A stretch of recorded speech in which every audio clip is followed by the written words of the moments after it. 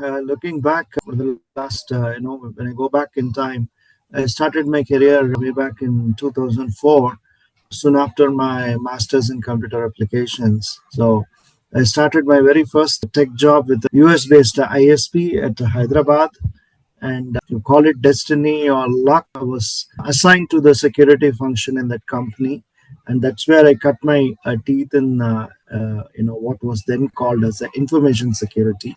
When you walk into Mhm. any organizations, or advise leaders, what have been some of the recurring gaps that, or the blind spots perhaps, that you often notice when we talk about security posture today? Since that you mentioned culture first, I will go with that.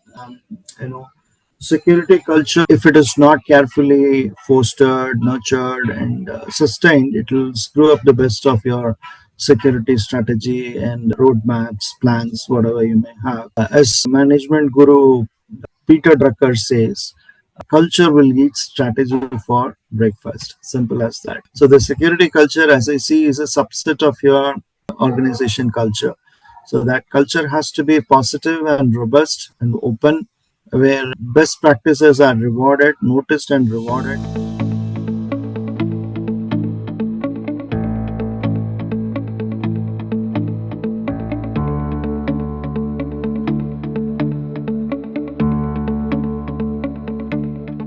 Hello and welcome to the mainstream. I'm Simran Shivalkar, your host for today, and we are back with yet another episode from our exclusive series called CyberAWAAZ, where we bring voices from the forefront of cybersecurity, risk, and digital transformation. Today, we are joined by yet another visionary from the cybersecurity space. A very special guest, Dr. Ram Kumar. He is a seasoned cybersecurity and risk leader, a LinkedIn top voice certified corporate director, author, and a mentor as well. With over 2 decades of experience spanning MNCs, Dr. Ram has shaped and led integrated security programs across industries, aligning cybersecurity with business outcomes. I'm thrilled to lead this conversation with him, take a deep dive into his journey, and also hear some incredible insights on the ever evolving risk landscape. So, without any further ado, let's begin. It's my pleasure, Simran, to be on part on this show, and thanks for having me here. Looking forward to a nice conversation. Absolutely. And that being said, you've had a fascinating journey and rather impactful career, throughout these years when we talk about cybersecurity today and the risk domain. Let's begin with how your journey has, been throughout any key turning points that have shaped your perspective as a security leader today. Yeah, it's a very exciting and eventful journey. Looking back for the last, when I go back in time, I started my career way back in 2004, soon after my master's in computer applications. So I started my very first tech job with a US-based ISP at Hyderabad, and you call it destiny or luck. I was assigned to the security function in that company, and that's where I cut my teeth in, what was then called as the information security. And then from then on, it's been a very long, exciting, ride in this domain. Pretty early in my career, some of the work experiences that I had shaped me probably as a leader. So I was super ambitious those days. I was, say, when I was pretty young, maybe in my 20s, and wanted to quickly get out of the pile, right? I wanted to get into managerial roles, and I got a very good break with a non-IT company called Group 4 Security Corps, commonly known as G4S. It's a British multinational, and that's where my very first managerial, appointment happened. And I was all of 26 when this happened, with less than a few years experience, right? And it took a very unconventional turn in terms of giving me that management perspectives of how business decisions are being made. And it was very unusual for a techie to join a non-IT company, because the mandate was to set up a cybersecurity division, and that was pretty exciting and challenging for me, right? So I was reporting to the managing director, and it gave me a ringside view of how management decision making happens. It was a great learning experience, and which very few techies get at that stage in their career, right? And of course, to complement my on the job experience, I wanted a solid understanding of how management works. So I made a decision to enroll for executive MBA from Australian University. So it was a weekend, study sessions. Classes were on the weekend. So that gave me a lot of exposure about, management and business acumen, various techniques and stuff. So definitely, it helped me to look at security from a business perspective rather than a technical issue, and understand the management priorities. Right, that's very important, so that you align your security program goals with the management or the business goals. And also, it taught me how to successfully demonstrate the value add of cybersecurity to key stakeholders, value add of their security program or initiatives. And of course, overall, I've got an understanding and an appreciation for how it should be presented from the business point of view. So these were some of my key experiences early in my career that have probably shaped me as a leader. Wonderful. And thank you once again for giving us a glimpse of this transformative journey. It also brings me back to, again, your experience. You have worked across large, complex environments, and you have also been at the forefront of building cyber functions right from scratch. Yep. When it comes to managing global teams, from a cybersecurity leader's perspective, or when it comes to that kind of cross functions, what are some of the key leadership lessons, perhaps if you could share with us today? A couple of best practices that keeps the functions intact the entire process when we talk about operations and security as well. Yeah, sure. So, at an individual level, I can always tell you about the key leadership lessons that I learned on the way. One is taking leadership and responsibility, ownership and responsibility for the work you do. That's very important. I learned it very early. And also, it's important when you're heading a function, you have to lead from the front, and most critically, lead by example. So that means you need to be on the ground and set an example by your actions, your words, your behavior. All should be aligned, right? So also very important for me is to start with the clear understanding of your destination. That means the end goals, right? So unless you know where you are going and what you're going to do and what you're trying to achieve, you'll not have clarity about how to go about, right? At least for me, the end goal is very important so that I can figure out the right way and the right direction to take. And I'm always a big picture person, so I want to see the big picture, how it will look like, and orient the team members. So this is what we are now going to do, and how to share this vision so that we all work towards the same goal, right? And another quality I strongly believe is being relentless, and we never take no for an answer, because being in cybersecurity, it's very easy for the stakeholders or the management to say no to new initiatives because of fund crunch and stuff like that. So you'll have to be very patient. It's a long-term game. Have to be persistent and abide for the right time and then strike. Right. So never say no. I mean, never take no for an answer. Very patient with that. And it's very important to showcase to the stakeholders the value of cybersecurity to the business, right? Otherwise, they will always look at security as a cost center. They won't understand or appreciate why cybersecurity is important for the business. Rather, we always promote cybersecurity function as a security enabler that actually offers a lot of benefits for the organization, right? From competitive advantage to protecting your core crown jewels, so on and so forth. You have many other reasons. So I think these are some of the points that I thought I will, let you know or share here when it comes to, what are the key points that we need to have as leadership lessons. Fantastic. And thank you so much for sharing these key pointers with us today on this platform. Along these lines, coming from a leader's lens once again, when you walk into Mhm. new organizations, or advise leaders, what have been some of the recurring gaps that, or the blind spots perhaps, that you often notice when we talk about security posture today? If it could be cultural, it could be technical, or even strategic. Any gaps or any common challenges that you have observed in the recent years? Since that you mentioned culture first, I will go with that. You know, security culture, if it is not carefully fostered, nurtured, and sustained, it will screw up the best of your security strategy and roadmaps, plans, whatever you may have. As management guru Peter Drucker says, culture will eat strategy for breakfast. Simple as that. If you have a very rotten negative culture, if it is not open and people are fearful of retribution if they are reporting any security incidents, then the consequences are severe. So the security culture, as I see, is a subset of your organization culture. So that culture has to be positive and robust and open, where best practices are rewarded, noticed and rewarded, so that it serves as a reinforcement. And the messaging is very important. The tone at the top and the support you receive from the senior management for security program and initiatives is very important. So even people, workforce looks very keenly at what leaders say and do.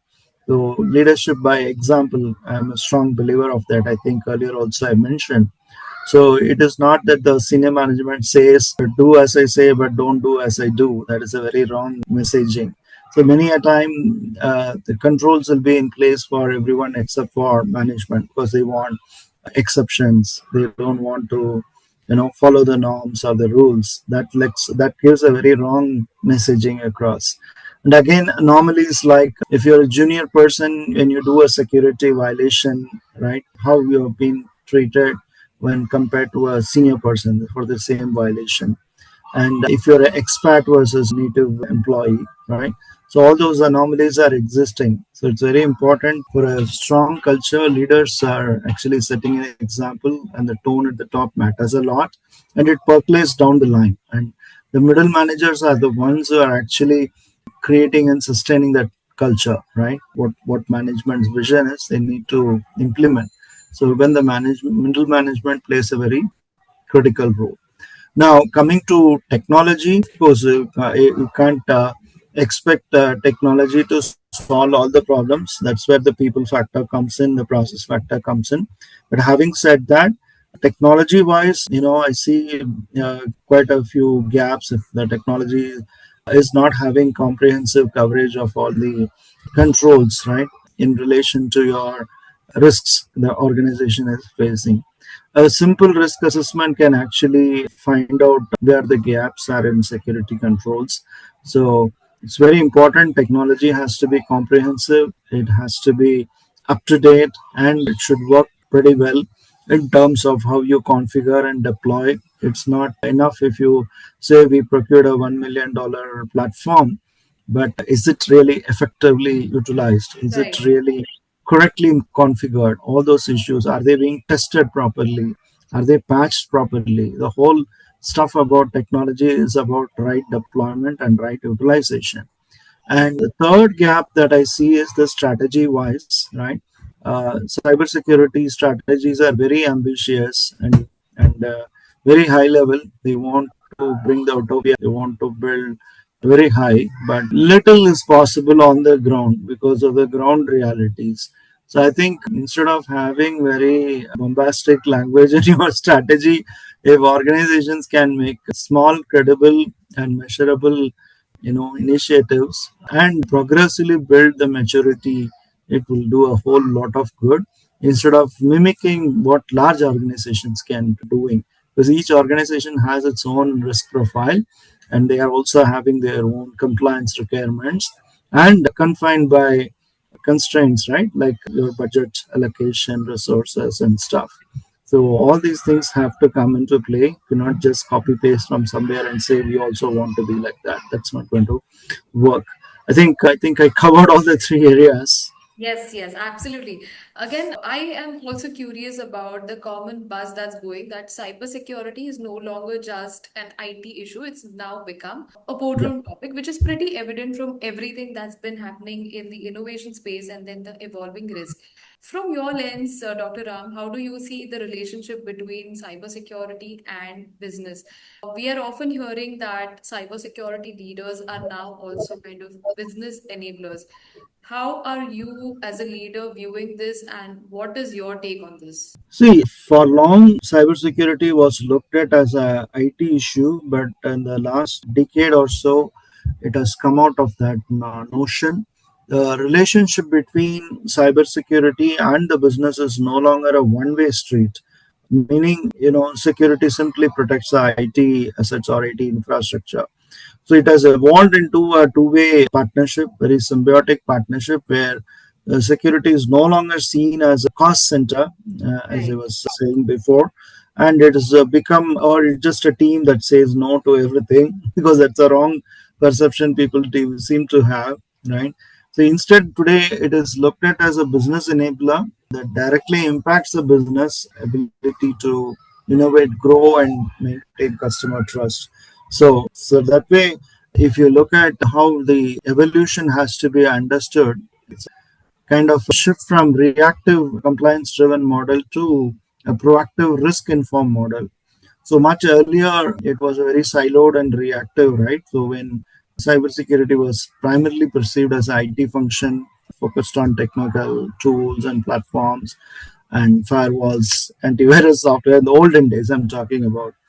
But today it is more of a boardroom topic. It's there on the agenda. And definitely the CISO also in a very matured progressive organization, they get seat in the boardroom. They have direct access to the board of directors so that they can brief them on security initiatives, right?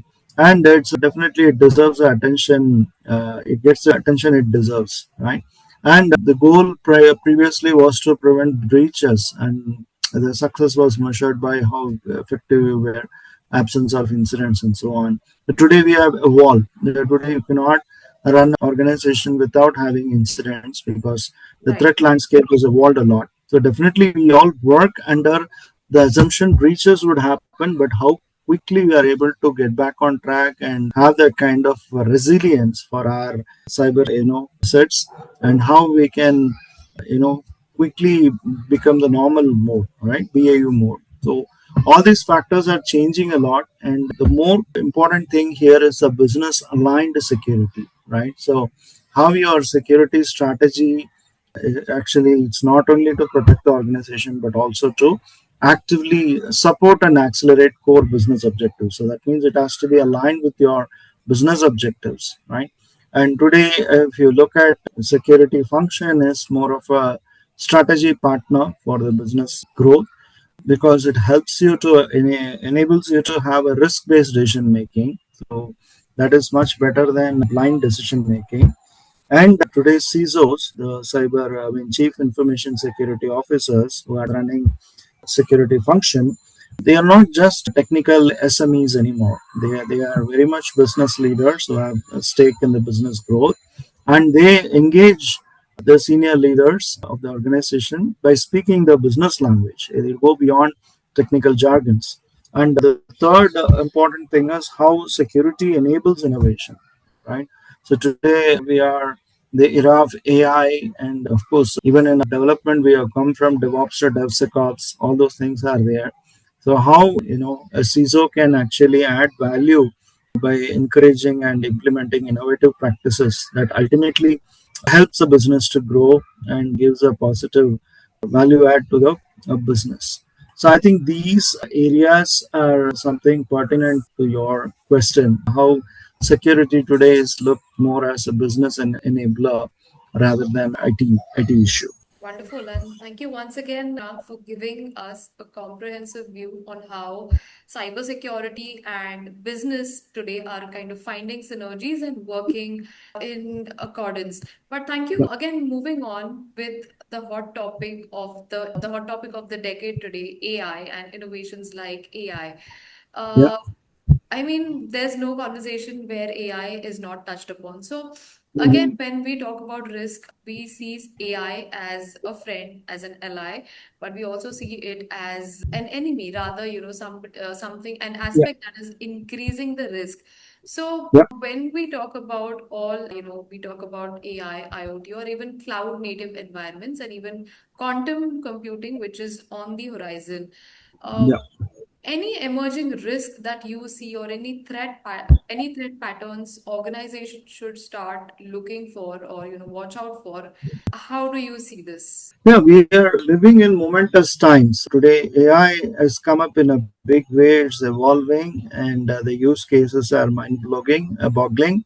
At the same time, AI is also is used by the threat actors, the bad actors, right? So it's a double-edged sword. While it is often looked at as a blessing in terms of making things easier, more faster, the speed and the scale. At the same time, it is being weaponized by the threat actors. So today we are in the era of AI enhanced threats, right? So AI and machine learning are very powerful tools today for both the parties, both defenders and the hackers. And today we are in the era of automated and adaptive attacks. If you had heard about malware called polymorphic malware, it mutates and it's very difficult for a traditional EDR system to detect it. Signature based antivirus or anti malware solutions. And today, we are living in the era of hyper realistic phishing attacks. It looks as if it is really genuine, but it is all fake. And you must have heard about deep fakes, how that is playing havoc with people. People get out of their money. That is again a worrying trend. And again, another one more key thing when we are on this topic of AI is the adversarial AI. So hackers utilizing AI technologies to target and manipulate the very AI models that you use for security. That's why I said it is an AI, double-edged sword. And by feeding a security model with personalized data, right? With poison data, they poison the data sets. They can cause huge malicious activity. They can also change the functionality of the systems, and that can create issues. And another trend is the AI versus AI. When we say we are using AI powered tools, you do have AI enabled platforms, or weaponization is happening. So that's on the AI part. When it comes to IoT and cloud native threats, it's another ballgame altogether. It's about how it has become the attack surface has become very massive and decentralized today. So every IoT device, from a smart thermostat to industrial sensor, is a potential entry point. You look at the automotive industry, average car has thousands of sensors, like 1,500 to 2,000 sensors, and these have to be secure. And the car is a connected vehicle today, and it's literally a mobile data center, collects a lot of data, generates a lot of data, right? And sensors actually control the car, optimize the car's function. So lack of standardized security protocols for across devices again creates a very fragmented and difficult to defend ecosystem. That is one point. And when we talk about cloud native threats, we are still battling the cloud misconfigurations, right? Because it's very easy to deploy cloud, we get onto cloud, but it also has worrisome patterns when it comes to security. So not just misconfiguration, even the poorly designed identity and access management and exposed APIs, all these become primary attack vectors for large scale data breaches when it comes to cloud. On again, another key threat vector is a supply chain attacks, right? So today, no organization is an island. We all work together in an ecosystem. So your trusted third party vendors, also have to be secure. If you have to be secure, so use a lot of open source libraries, right? And it can actually give a nightmare when it comes to cloud native security. And these, if they are compromised, it can impact your business. The last thing I wanted to highlight was on the quantum computing. A lot of research is going on, and a lot of new developments are happening. A lot of alarm bells have started, ringing when it comes to quantum computing. They are saying your encryption is all gone. right? Because of the advanced capability of quantum computing technology. So today, adversaries, including you have the advanced persistent threat groups, APT groups, that is supported by nation states. They're already intercepting and storing vast amount of encrypted data. So your encryption defenses are very weak in the era of quantum computing, and that's again a very worrisome matter. You cannot ensure confidentiality of sensitive data, and your cryptography is obsolete. That's a sad thing.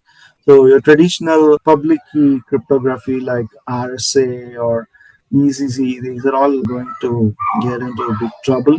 So these threats are actually a worrisome trend. So what would suggest organizations is, how you can adopt quantum resistant cryptography, right? So that is another area a lot of research is going on. And optimize your identity and access management. We are living in the era of zero trust, so you have to go for zero trust implementation. It's not a silver. It's not easy to do. It's a process and it takes time. And again, building a AI aware security team. Your security teams have to be oriented and upskill for handling AI systems, right? To handle AI driven threats, and also to prioritize supply chain security. The ecosystem in which your organization functions has to be secure as well. So I think that's my take on this question. Wonderful. Doctor, before we close this conversation, I am very keen to understand from you. You have consistently, I mean, we are aware you have consistently used your platform to share knowledge, mentor up and coming professionals and also advocate for a purpose-driven leadership. If you had to give any best recommendations or any share some best lessons from your experience throughout for somebody who is kind of starting out in cybersecurity, not just from a leadership lens, but also when we talk about the skills today, the kind of Mhm. mindset that one needs to cultivate, especially for a domain like cybersecurity. What would that be? Any best practices or any lessons that you would like to share? Yeah. Without doubt, it is a learning mindset, right? Because in simple words, learning is growth and learning is for life. This particular domain is changing every day, right? With new research, new attack vectors, and new threats. And this is not a domain where college degree is good enough, right? You need to, the real education starts the day you get into this domain. Your college degree can only give you a strong foundation, but on which you need to keep building. And learning is a everyday activity, right? Whether you do active learning or passive learning, you have to keep upgrading. And it's very important to invest in yourself all the time. Investing in yourself is the best bet, I would say. Even now, after being in this domain for so long, still consider myself as a student. Only when I learn about the new changes, in terms of your technology, business paradigms, compliance requirements, you can stay on top of things. So, for any newcomer or somebody who is aspiring to build a career in cybersecurity, it's very important they keep pace with the changes in technology and compliance and have that learning mindset. That's an important thing, I would say, right? So I think we have the answer there. Great, great. I think we have our audience has a lot to take away from this session, and of course, thank you so much for sharing such rich and incredible insights, right from your journey to your leadership and then future-facing perspectives. I think Yeah. there's so much to take away from this dialogue. So thank you so much for being generous and sharing your story with us. Well, while we come to the last leg of the episode, I have a surprise plan for you. We have curated a couple of rapid fire questions. So Sure. anything that comes first to your mind would be taken as the answer. Are you ready? Okay. Yeah, let's try. Perfect. Let's begin. The first word that comes to your mind when you hear cybersecurity. Protection. Wonderful. Protection. That's what I would say. Yeah. Great, great. One habit or a daily ritual that helps you to stay focused and balanced. I'll do things to do list in the morning after checking my notes from the previous day. right? So that's the habit that keeps me focused. I'm sorry, I couldn't catch your response. If you could just repeat that again. No, I was just saying I always may do a things to do list in the morning after checking my notes from the previous day. That helps me to be focused and focus on the tasks at hand so that I can execute. Wonderful. One thing or one emerging tech that you're excited about. Quantum computing. I think we're all excited about quantum to see what's next. I mean, right Yeah, after AI. One yeah. thing you wish more business leaders would understand about cybersecurity. Risk. I hope they understand the risks so that it Right. helps to improve the security posture. Absolutely.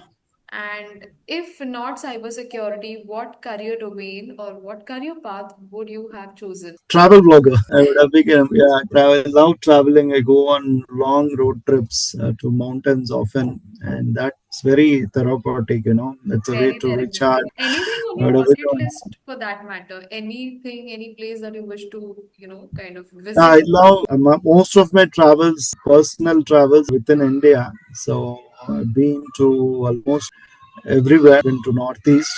I wish I spent more time in the Northeast. I want to explore all the major seven sisters, Right. including that's in my bucket list. Let's hope you get to, complete that list this year itself. Yeah, And thank you. well, the last one word your team would use to describe your leadership style. How do I know? Maybe I would fancy this term adaptive. Wonderful. Yeah, Wonderful. I think once again, Dr. Ram, thank you so much for being a sport for this rapid fire round as well and sharing your my story. pleasure. Well, Was while we fun. wrap up this session, I really want to take a moment to thank you for agreeing to do this with us. And for our viewers and listeners, if you found the story interesting and if this is something you resonated with, do not forget to stay connected with the mainstream through our social media channels on LinkedIn, YouTube, Instagram, Facebook, and Twitter. Well, while I certainly look forward to connect with you once again. Sure, absolute pleasure to be on this show. Thanks a lot for the opportunity. Thank See you. you Thank then. you. Bye.